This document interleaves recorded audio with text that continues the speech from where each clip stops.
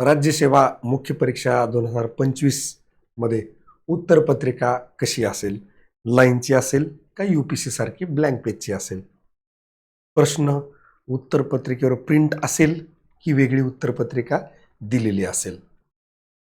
उत्तरपत्रिकेमध्ये प्रश्न कुठे लिहायचा, कधी लिहायचा आणि कसा लिहायचा या अनुषंगानं बऱ्याच प्रश्नांची उकल आज त्या आयोगाच्या एका स्पेसिमेन कॉपीमुळे झालेली आहे. नमस्कार, स्वागत आहे सर्वांचं आपल्या MPSC एक्झाम मंत्राच्या प्लॅटफॉर्मवर.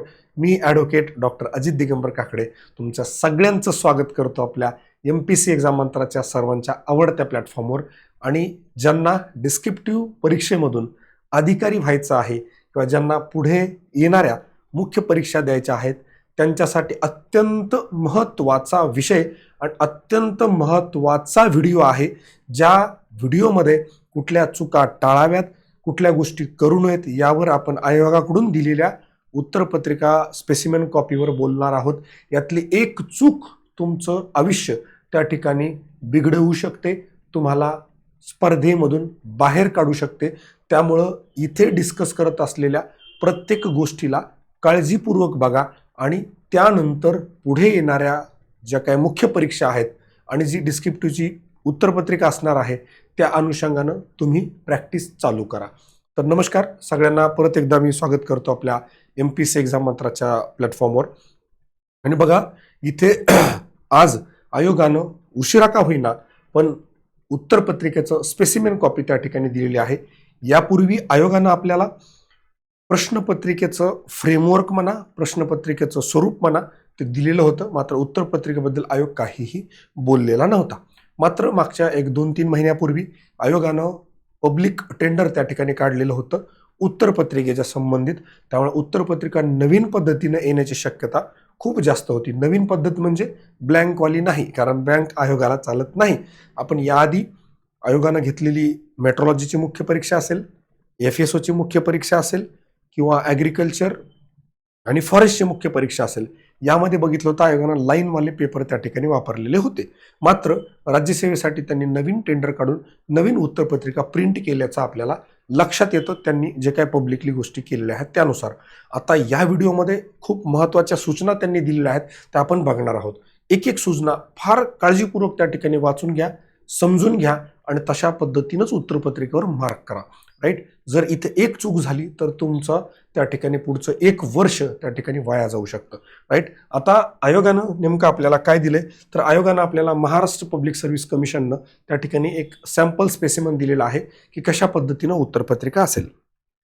आता हे सगळं डिटेलमध्ये बोलण्याचं कारण काय तर मध्यंतरी काही क्लासवाल्यांनी म्हणा किंवा काही मार्गदर्शकांनी म्हणा की बरंच विद्यार्थ्यांना त्या ठिकाणी कन्फ्यूज केलेलं होतं की UPSCचेच पेपर त्या ठिकाणी काही काही त्याच्यावर टेस्ट सिरीज पण घेतल्या, काही काही लोकांनी वर्कशीट दिल्या, प्रॅक्टिस करून घेतल्या आणि बराचसा गोंधळ विद्यार्थ्यांमध्ये झाला. आणि ते विद्यार्थी येऊन मला सारखं विचारायचे, सर पेपर कसा असेल, पेपर कसा असेल. आजही आपली जेव्हा सिम्युलेशन टेस्ट झाली ऑप्शनलची शेवटची आपली, तर तेव्हा विद्यार्थी येऊन परत मला विचारत होते. मी म्हटलं आता तुम्ही एवढी प्रॅक्टिस केली लाईनवर, मी ज्या अर्थी सांगतोय त्या अर्थी माझा काहीतरी अंदाज असेल, त्यामुळे मी सांगतोय तुम्हाला की लाईनचा पेपर असेल. प्रत्येकाला एकच गोष्ट सांगत होतो की लाईन मला पेपर असेल त्याच्यावरच प्रॅक्टिस करा, कारण ब्लँक पेजवर प्रॅक्टिस केल्यानंतर लाईनवर पेपर लिहिणं तेवढं सोपं नसतं. हे ज्यांनी केली नाही त्यांना हे पुढे अनुभवता येईल आणि ज्यांनी ऑलरेडी प्रॅक्टिस केली त्यांच्या हे लक्षात आलेलं असेल. तर आता सगळ्यात पहिलं आयोगानं आपल्याला काय काय दिलंय ज्याच्याकडे आपण लक्ष देणं फार गरजेचं आहे. काय म्हटलं आयोगानं? नंबर 1, उत्तरपत्रिकेच्या पृष्ठावरील लास्ट पेज सर्व सूचना काळजीपूर्वक वाचाव्या. त्या आपण वाचणार आहेत इथेच, बरोबर आहे, त्या आपण इथेच वाचणार आहोत.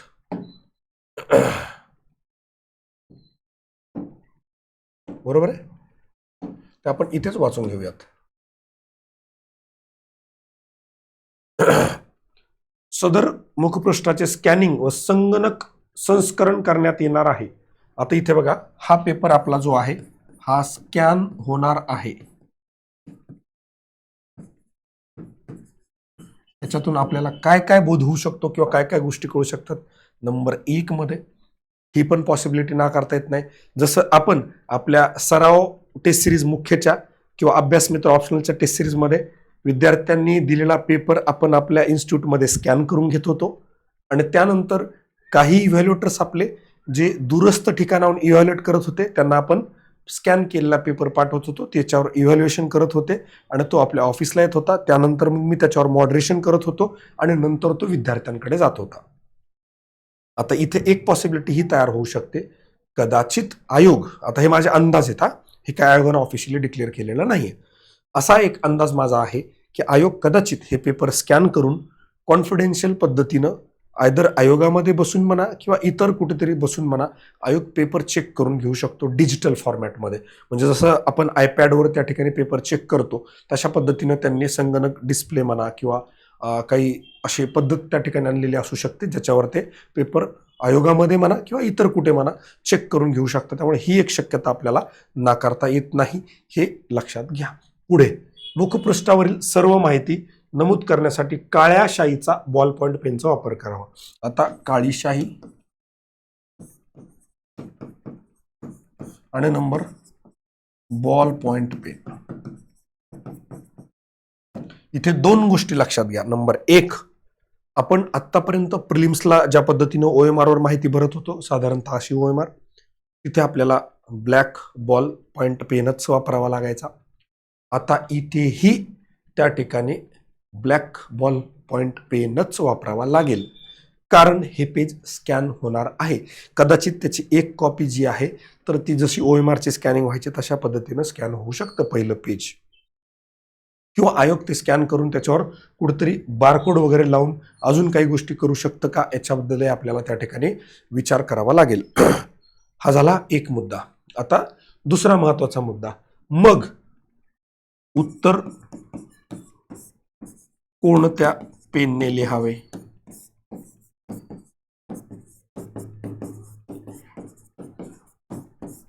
उत्तर कोणत्या पेनने लिहिलं पाहिजे? आता याच्याबद्दल आयोगानं कुठेही काहीही बोललेलं नाही. मात्र UPSC मध्ये मी स्वतः ब्लू कलरचा जेल पेन वापरलेला आहे. 10वी बोर्डाला वापरला, 12वी बोर्डाला वापरला, MUHS Maharashtra university of health sciences नाशिकला वापरला, पुणे युनिव्हर्सिटी लॉला वापरला, बँगलोरमध्ये वापरला, बँगलोरमधल्या अकॅडमिक्समध्ये, दिल्लीच्या इग्नूमध्ये पण वापरला. सगळीकडे आत्तापर्यंत चालत आला. याचा अर्थ तुम्ही ब्लू पेनही वापरू शकता, तुम्ही ब्लॅक पेनही वापरू शकता, तुम्ही बॉल पेनही वापरू शकता, तुम्ही जेल पेनही वापरू शकता. त्यामुळे हा निर्णय सर्वस्वी तुमचा आहे. तुम्ही आत्तापर्यंत कुठल्या पेननं प्रॅक्टिस केलेली आहे, कुठल्या पेनचा वापर केलेला आहे, जो तुम्हाला स्पीड देतो, हँडरायटिंग चांगली देतो आणि तुमचं अक्षर हे उठून आणि ठळक दिसतं, त्या पेनचा वापर तुम्ही त्या ठिकाणी करणं अपेक्षित आहे किंवा त्या ठिकाणी योग्य राहील असं म्हणू शकतो. पुढे, मुखपृष्ठ अथवा उत्तरपत्रिका दुमडू नये, फोल्ड करू नये. का? स्कॅन करताना कधी कधी फोल्ड केलेल्या कॉपीजमध्ये प्रॉब्लेम येतो, म्हणून ही सूचना असावी. आता मुखपृष्ठावर कोणत्याही प्रकारची स्ट्रे मार्क्स खून करू नये. 10वी 12वी पासून सांगत आलेल्या गोष्टी आहेत. उत्तरपत्रिकेवरील बारकोड QR कोडशी छेडछाड करू नये, टॅम्पर करू नये, कारण हा स्कॅन होऊन तुमची डिटेल्स उत्तरपत्रिकेची आयोगाकडच्या एखाद्या डिपॉझिटरीमध्ये कदाचित ती स्टोअर होऊ शकते. त्यामुळे आता या उत्तरपत्रिकेवर आयोगानं आपल्याला काय काय लिहायला सांगितलंय. नंबर 1 मध्ये उमेदवाराने भरावयाची माहिती. नंबर 1, विषय. तुमचा विषय कुठला आहे तर तुम्ही समजा इथे लिहिलाय निबंध, माझा विषय आहे निबंध, किंवा माझा विषय आहे पेपर 3 GS. विषयाचा संकेतांक समजा माझा 0045 काहीतरी आहे. आता परीक्षेचा दिनांक, आपली परीक्षा समजा आहे 6/03/2026. कंपल्सरी पेपर जो आहे तो 6/3. अशा पद्धतीने आपल्याला दिनांक त्या ठिकाणी फिल करायचा आहे. पुढे उमेदवारांनी भरावयाची माहिती इंग्लिशमध्ये. बैठक क्रमांक जो असतो आपला PN 00123, अशा पद्धतीने जो काय आपला आहे तो बैठक क्रमांक आपल्या उमेदवाराची स्वाक्षरी. इथं जी आपली स्वाक्षरी असते तशा पद्धतीची आपण स्वाक्षरी विदिन बॉक्स करणं अपेक्षित आहे, जे आपण प्रिलिम्सला पण केलं होतं. सॉरी. दुसरं, साइन विदिन बॉक्स ओनली. इथं समवेक्षकाची जो काय इन्व्हिजिलेटर आहे त्याची सही या ठिकाणी होणार आहे. आणि फक्त कार्यालयीन वापराकरता उत्तरपत्रिका पुस्तिका क्रमांक, या ठिकाणी उत्तरपत्रिकेचा क्रमांक त्या ठिकाणी विचारलेला आहे. याच्या व्यतिरिक्त फार इथे वेगळं किंवा नवीन आपल्याला बघण्यासारखं काही नाहीये. बाकी ही जी सूचना आहे ती इन्व्हिजिलेटरसाठी आहे, आपल्यासाठी नाही. आता पुढे काय गंमत झाली आहे, पुढे एक पेज ब्लँक दिलेलं आहे. आणि हे ब्लँक का दिलेलं असेल आता इथे कदाचित आपण जसं आपल्या सरावच्या मुख्यच्या टेस्ट सिरीजमध्ये इव्हॅल्युएटर मॉडरेटरसाठी कॉलम ठेवलेले होते, त्याच पद्धतीचे कॉलम न ऍड करता ब्लँक म्हणजे कदाचित हे इव्हॅल्युएटरसाठी त्या ठिकाणी ठेवलेलं असू शकतं, की कुठल्या प्रश्नाला किती मार्क दिले किंवा काय दिले याच्यासाठी. Candidate do not write anything on this page. उमेदवाराने या पृष्ठावर काहीही लिहू नये. विद्यार्थ्यांना इथे कुठेही काहीही लिहिण्याचा अधिकार नाही किंवा तसं करणं अपेक्षित नाही. आता पुढचं पेज आपण बघूयात. आता पेज क्रमांक येतो 3. आता इथे दिलेलं आहे स्पेस जी दिलेली आहे रफ वर्कसाठी. उमेदवाराने कच्चे काम टिप्पण्या हिशोब करण्याकरिता फक्त या पृष्ठावरील खालील जागेचाच वापर करावा. जी दिलेली जागा आहे या जागेतच विद्यार्थ्यांनी त्या ठिकाणी लिहावं. सदर पृष्ठावर उमेदवाराने नाव, बैठक क्रमांक इत्यादी आक्षेपार्ह लिखाण करू नये. चुकूनही रोल नंबर लिहू नका, नाव लिहू नका.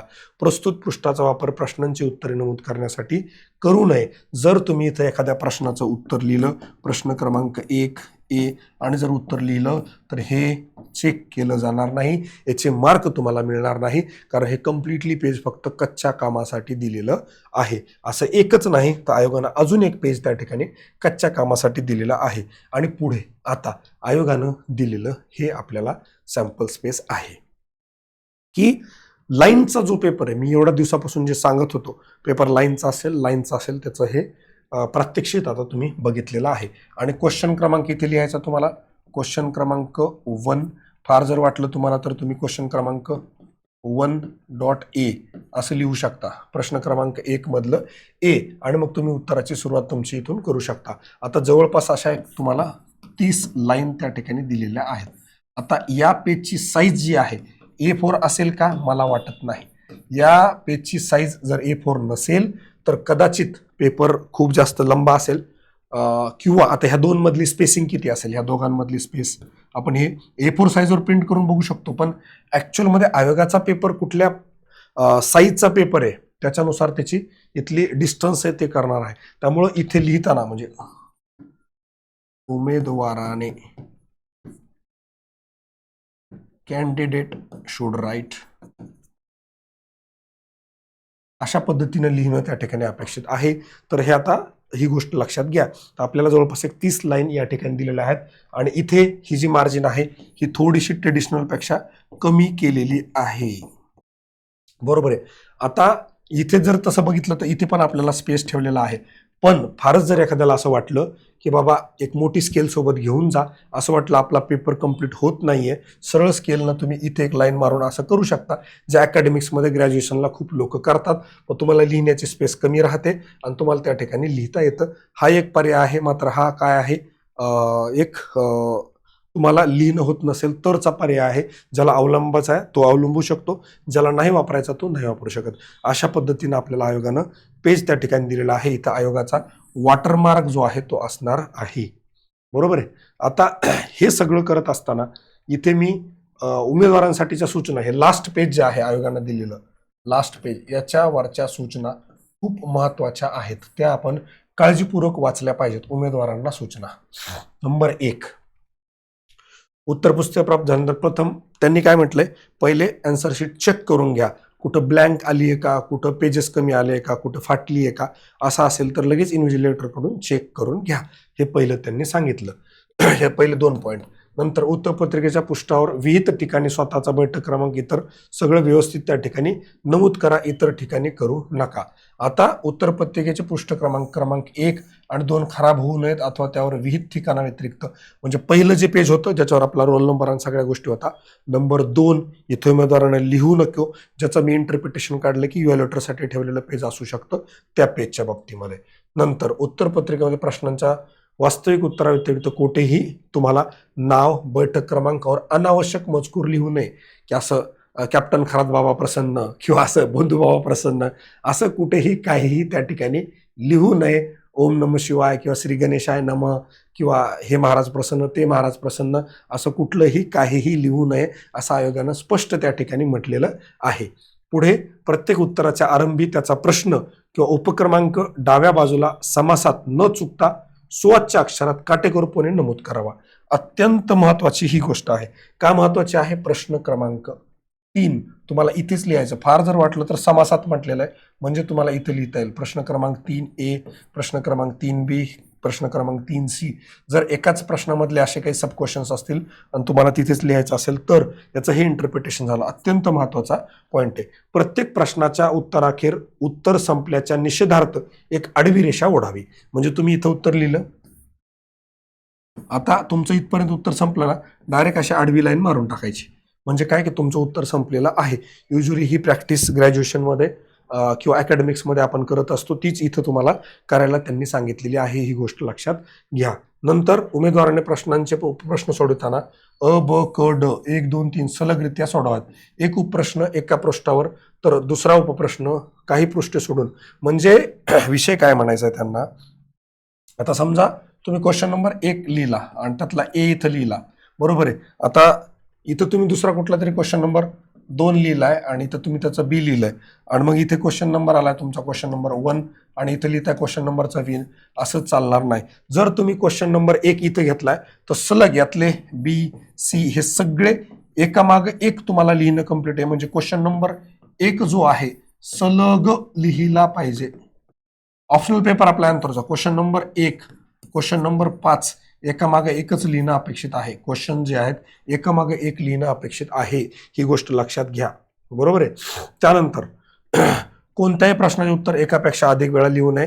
नेहमी जी सांगतात ती उत्तर समाप्त झाल्यानंतर त्या पृष्ठावर मोकळा राहिलेल्या जागेखेरीज म्हणजे थोडक्यामध्ये काय म्हणायचं त्यांना, 2 गोष्टी लक्षात घ्या. आता एक त्यांनी असं म्हटलंय, समजा हे पेज आहे आणि इथं लिहिलंय, तुम्ही इथं लिहिलंय आणि ह्या 2-3 लाईन तुमच्या रिकाम्या राहिल्यात, तर तुम्ही इथं काय करायचं, सरळ आडवी रेष मारायची.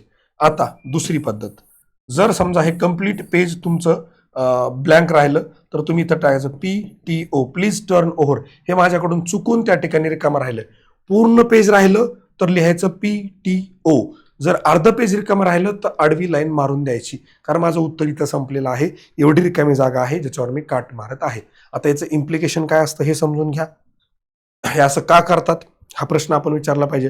रॅशनॅलिटी, रिझनिंग आपण म्हणतो, इथिक्समध्ये आपण ते शिकतो. साध्या साध्या गोष्टी आपल्याला कळल्या पाहिजेत. उद्या हुकून चुकून समजा गैरमार्गानं कोणाला काही करायचं वाटलं आणि जर ते ब्लँक ठेवलं आणि त्यानं पेपर कदाचित त्याच्या ओळखीचा कोणाकडे गेला काय, किंवा त्या परीक्षकानं काही लिहिलं तर, म्हणून आयोगानं मागे हे पण सांगितलं होतं की OMR वर क्वेश्चनचे नंबर का लिहावेत. तुम्ही एकदा 90 क्वेश्चन अटेम्प्ट केले तर तुम्हाला पुढचे क्वेश्चन अटेम्प्ट करता येणार, कारण तुम्ही 90 आकडा लिहून ठेवलाय. समजा हुकून चुकून उद्या काही गैरमार्गानं उरलेले ब्लँक पेजेसमध्ये नंबर टाकले शाळेमध्ये किंवा कशामध्ये, असा गोंधळ होऊ नये म्हणून ही गोष्ट लक्षात घ्या. राईट. त्यानंतर पुढे कोणत्याही झालं उत्तर समाप्त झाल्यानंतर त्या पृष्ठावर मोकळ्या राहिलेल्या जागेखेरीज मधले कोणतेही पृष्ठ कोरे सोडू नये. अनावधानाने कोऱ्या राहिलेल्या पृष्ठावर काट मारावी, मी जे सांगितलं ते. त्याच्यानंतर कृपया पृष्ठ उलटा PTO, ते पण सांगितलं होतं. आयोगाकडून उमेदवारांना परीक्षेच्या वेळी पुरवण्यात येणाऱ्या उत्तरपत्रिका दिलेल्या पृष्ठावरच उत्तरे नमूद करणे आवश्यक आहे. मुख्य उत्तरपत्रिकेव्यतिरिक्त उमेदवारांना कोणत्याही पूर्वनी उत्तरपत्रिकेचा पुरवठा नो सप्लिमेंट मिळणार नाही. ही गोष्ट लक्षात घ्या. No supplement. जेवढे पेजेस दिलेत आता आयोगाने आपल्याला किती दिलेत, 55 पेजेस आपल्याला लिहायला मिळणार आहेत. लिहायला किती मिळणार आहेत आपल्याला, लिहायला किती पेजेस मिळणार आहेत आपल्याला, तर 55. किती, 55 पेजेस लिहायला मिळणार आहे. बाकीचे इन्स्ट्रक्शनचे त्याचे पेजेस सोडून द्या. आपल्याला साधारणतः GS मध्ये 55 पेज जर आपण म्हटलं तर आपल्याला लिहायचे 20 प्रश्न, 15 मार्काचे 10 आणि 10 मार्काचे 10. आपल्याला साधारणतः तेवढे मोर दॅन इनफ आहेत. राईट. इथं दुसरी गोष्ट, उत्तरपत्रिकेवर आपल्या प्रश्न प्रिंट असणार नाही. ही गोष्ट लक्षात घ्या. पुढे कच्च्या टिप्पण्या अथवा हिशोब करण्यासाठी जे लिहिले त्याच्या व्यतिरिक्त काय लिहू नये. उत्तरपत्रिकेत खाडाखोड करू नये. खाडाखोड जर झालीच, समजा तुमच्याकडून खाडाखोड झाली, इथं काय तुम्ही लिहिलंय, इथं सरळ लिहायचं रद्द केले, इथं लिहायचं रद्द केले. इथं कोणाची सही घ्यायची नाही, तुम्ही सही करायची नाही. कुठेही कोणत्याही बाबतीमध्ये परीक्षकाची घेऊ नका, समावेक्षकाची, तुमची पण सही कुठेही करू नका. परीक्षा सुरू असताना संबंधित पेपरचे कागद मुद्रित काय अलाउड नाहीये. जनरल जी काय आपली सूचना असते ती. अनधिकृत नक्कल साहित्याचा वापर केला असो कारवाई केली जाईल आणि आयोगाची प्रॉपर्टी पेपर होईपर्यंत घेऊन जाऊ नका वगैरे वगैरे. फार जास्त महत्त्वाच्या त्या सूचना नाहीत. महत्त्वाच्या सूचना ह्या 2-3 ज्या तुम्हाला मी सांगितल्या त्या अत्यंत काळजीपूर्वक आपल्याला कराव्या लागतील.